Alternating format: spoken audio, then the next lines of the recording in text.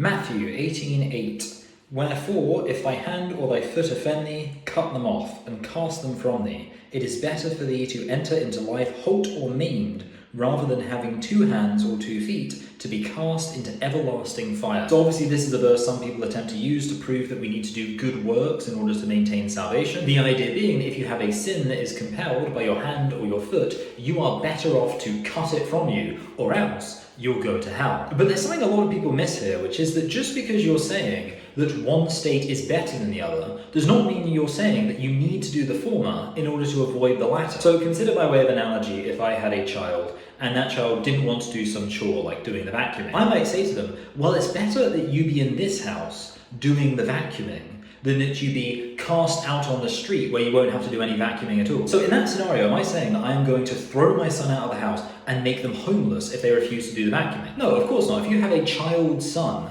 who you love, you are always going to take care of them no matter how much they misbehave. And in the exact same sense, just as we become God's children when we get saved, He is always going to take care of us no matter how badly we misbehave. So why would you say to your child, it's better to be doing the vacuuming here in your nice comfy warm house than to not have to do any vacuuming at all because you're cast out into the street, unless you were threatening them? Well, the answer is you're trying to make them appreciate what they have. You're trying to say, hey, you might think it's bad that you have to do the vacuuming, but you are getting to do that, as opposed to what could be the much worse situation, which is being homeless. You're not threatening them with making them homeless if they refuse to do the vacuuming. You're just telling them to appreciate what they have. That's what I think about when I read this verse. It's not saying that you need to commit some serious act of self-sacrifice to avoid sin and as such to maintain your salvation. Instead, it's saying if there is a sin that you know you shouldn't be doing, but you keep thinking, well, I really want to keep doing it. It'll be a real self-sacrifice for me to do that, equivalent to me cutting off my hand. The Bible's saying you might not want to do that, but no matter what, it's better to be a child of God who is choosing to take on your own sin and tackle it. Just like a child is free to refuse to do chores, we as saved Christians are free to sin as much as we like,